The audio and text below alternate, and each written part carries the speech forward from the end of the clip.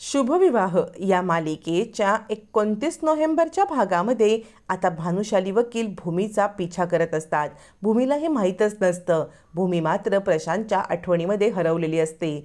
प्रशांतचा वाढदिवस, प्रशांतने आत्तापर्यंत आपल्याला आउट ऑफ द वे जाऊन केलेली मदत, कोर्टामध्ये आकाशला निर्दोष सिद्ध करण्यासाठी सोनियाची काढलेली सगळी माहिती, कोर्टामध्ये येऊन दिलेली साक्ष ज्यामुळे आकाश निर्दोष सिद्ध झाला, हे सगळं भूमीला आठवत असतं आणि भूमी आता उदास होते। प्रशांतचा रक्ताने माखलेला शर्ट आपल्या हातात घेऊन भूमी घराच्या दिशेने येत असते। पण आता हा शर्ट ठेवायचा कुठे? घरात हा शर्ट नेला तर मानसीला वगैरे सत्य समजेल आणि आईला ती सांगितल्यानंतर ती पॅनिक होईल, म्हणून आता भूमी कारमधून उतरते आणि एका झाडाच्या इकडे येते। झाडाच्या इकडे येऊन तो शर्ट ती लपवते। शर्ट लपवल्यावरती मात्र आता भूमी आत यायला जाते, पण तो शर्ट ज्या ठिकाणी ठेवलेला असतो त्या ठिकाणी आता भानुशाली वकील येतात आणि तो शर्ट उचलतात।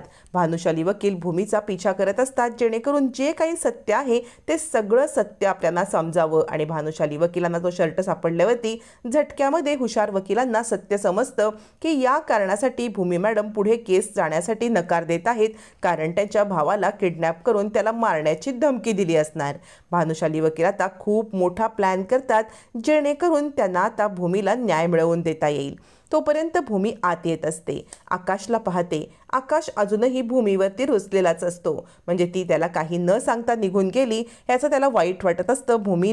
भूमीला सकाळचा सगळा प्रकार आठवतो। आकाश थांब थांब म्हणत असताना त्याला काहीही न सांगता आपण निघून आलो, त्यामुळे आकाश चिडलाय, आपण मनूवरती पण चिडलो, असं आता भूमीला वाईट वाटतं आणि ती आकाशच्या दिशेने येते। आकाश, अरे ऐक ना, मला तुला दुखवायचं नव्हतं, ऐक ना मी काय म्हणते ते, असं म्हणत ती आकाशला समजवण्याचा प्रयत्न करते, पण आकाश तिच्यावरती खूप चिडलेला असतो, तिचं काही ऐकायला तयार नसतो। भूमी सांगते, आकाश अरे माफ कर ना, खरंच माफ कर, याच्या सायकल राणीला एकदा माफ कर, पुन्हा माझ्याकडून अशी चूक होणार नाही। आकाश धावत पळत आत जातो। भूमी विचार करते, आता याचा राग तरी मी कसा काढू? तेवढ्याच समोर मानसी येते। मानसी सुद्धा थोडीशी रागावलेली असते, कारण निघताना भूमीने तिला सुद्धा ओरडा दिलेला असतो।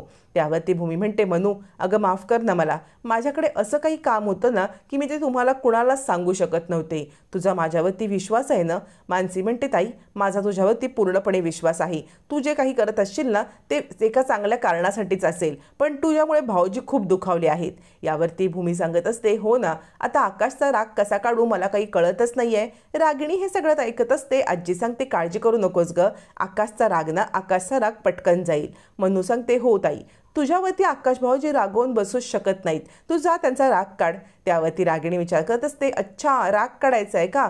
तू त्याचा राग काढूच शकत नाहीस, कारण आकाशला मी असं काही भरवलेलं आहे ना त्याच्या मनामध्ये की तू या सगळ्यामध्ये बरोबर अडकलेली आहेस भूमी, असं म्हणत रागिणी आता फ्लॅशबॅकमध्ये जाते आणि ती ज्या वेळेला आकाशचे कान भरायला आली असते तो सीन दाखवला जातो। रागिणी सांगत असते, आकाश बाळा काय झाले बरं, तू इतका उदास का आहेस? यावरती आकाश म्हणतो, सायकल राणी मला काहीही न सांगता निघून गेली। याच्यावरती आता रागिणी सांगते, म्हणजे तुला वाईट वाटतंय का? तुला राग आलाय का सायकल राणीचा? आकाश म्हणतो, नाही आत्तू, मला सायकल राणीचा राग नाही आला, मला तिची खूप काळजी वाटते। मला काळजी वाटते की तिला काही झालं तर नसेल ना, म्हणजे तिचा चेहरा ना एकदम घाबरल्यासारखा झाला होता।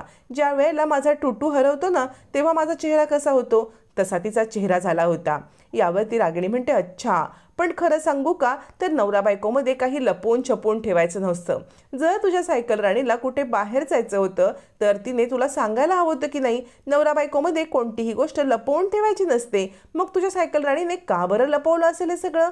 म्हणजे एरवी तर ती खूप समजूतदारपणाने वागते, पण आत्ता अशी वेड्यासारखी तुझी सायकल राणी का वागली असेल? असं म्हणत रागिणी आकाशचे कान भरत असते, मुद्दाम त्याच्या मनामध्ये भूमीविषयी गैरसमज निर्माण करत असते। आता आकाशला हे सगळं काही आवडत नसतं, त्याला सायकल राणीची काळजीच वाटत असते, पण रागिणीच्या बोलण्याचा परिणाम असा होतो की खरंच सायकल राणी आपल्याला फसवून गेली, म्हणजे आपल्याला न सांगता गेली याचं त्याला वाईट वाटतं आणि म्हणून तो अजूनही भूमीवरती चिडलेला असतो। मग भूमी येते आणि म्हणते, आकाश अरे बोल ना, काय झालंय? तू माझ्यावरती रागवू नकोस बरं, म्हणजे सकाळसाठी मी तुझी माफी मागते। आकाश म्हणतो, ते मला काही माहीत नाहीये, पण तू गेली कुठे होतीस? नवरा बायकोमध्ये काहीही खोटं लपवत नाहीत ना, म्हणजे एकमेकांना सगळं खरं सांगतात ना, मग तू पण मला खरं सांग, तू गेली कुठे होतीस? असं म्हणत आकाश आता भूमीला प्रश्न विचारतो, पण भूमी त्या प्रश्नाचं उत्तर देऊच शकत नसते.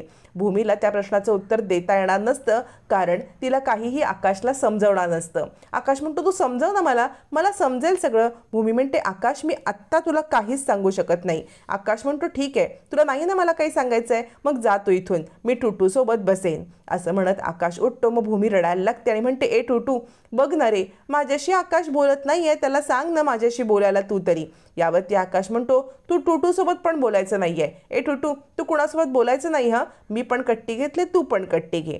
असं म्हणत भूमीवरती रागावून आकाश बाहेर जातो. भूमीला रडू कोसळतं. ती विचार करते, काय करू, आकाशला कसं म्हणू, त्याचं मन मी कसं वळवू, मला काहीच कळत नाहीये. आणि तिला सारखं सारखं प्रशांतच्या धमकी दिलेली आठवतं. म्हणजे रागिणीने प्रशांतचा जीव घेईन अशी धमकी दिलेली आठवतं. आणि भूमी विचार करते, नाही नाही, माझ्यामुळे प्रशांतला मी जीवे जाऊ देणार नाही, माझ्यामुळे प्रशांतला काही होणार नाही, माझ्यासाठी त्याने इतकं काही करण्याचा प्रयत्न केलाय, त्याला कसं बरं मी काय होऊ देईन.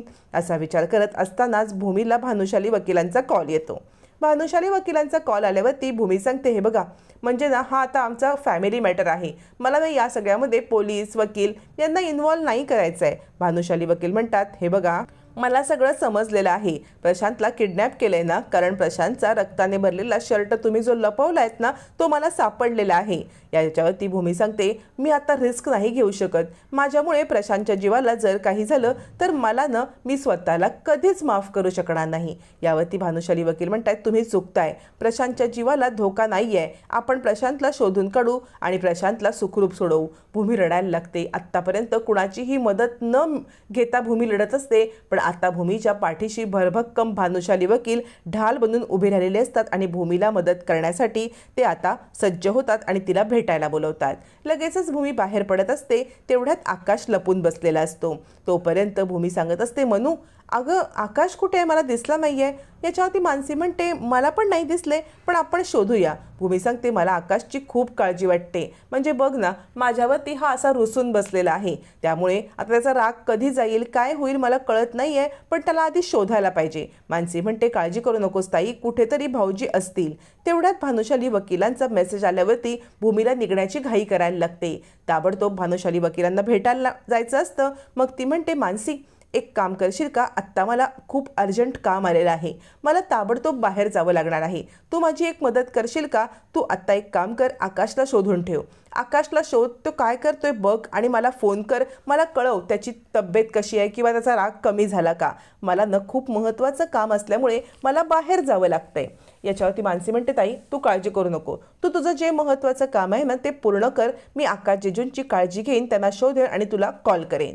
असं म्हणत मानसी भूमीला आश्वासन देते की आकाशला ती शोधेल. भूमी सांगते, महत्त्वाचं काम नसतं तर मी खरंच गेले नसते, मला आकाशचा राग काढायचा, त्यासोबत वेळ घालवायचा आहे, पण बघ ना तो माझ्यावरती किती रुसून बसलाय ते. असं म्हणत भूमी भानुशाली वकिलांना भेटायला निघून जाते.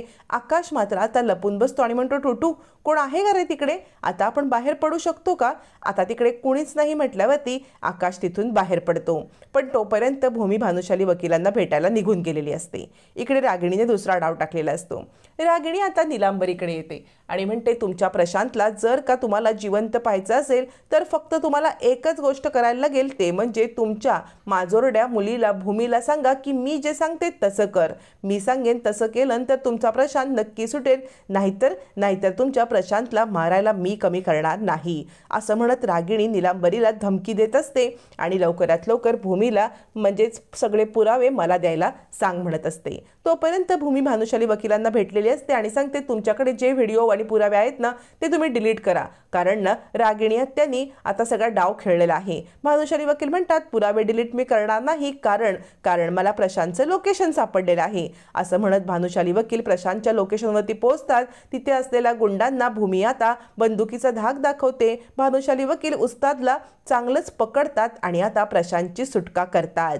प्रशांतची सुटका तर झालेली असते. रागिणीला हे समजतं की प्रशांत सुटलेला आहे. मग ती भूमीला कॉल करते आणि म्हणते, काय ग, म्हणजे तुझ्या भावाला तू सोडवलंस इथपर्यंत ठीक आहे, पण तुझ्या घराचे पेपर कसे काय तू सोडवशील. आता प्रशांत तर घरी आलेला असतो. तोपर्यंत प्रशांतला घरी आणल्यावरती इकडे पेपर म्हणजे घराचे पेपर घर गहाण टाकायचं रागिणीने डाव टाकलेला असतो आणि भूमीला त्या डावात अडकवण्याचा ती प्रयत्न करत असते। पण आता प्रशांत घरी आल्यामुळे भूमी निश्चिंत असते। मग घराच्या पेपरसाठी भूमी रागिणीचं सगळं ऐकणार का, की रागिणीला मात करत ती सगळे पुरावे पोलिसात देणार आणि भानुशाली वकील तिला चांगला सपोर्ट करणार। भानुशाली वकिलांनी सगळा डाव बदललेला असतो, रागिणीचा खेळ संपलेला असतो।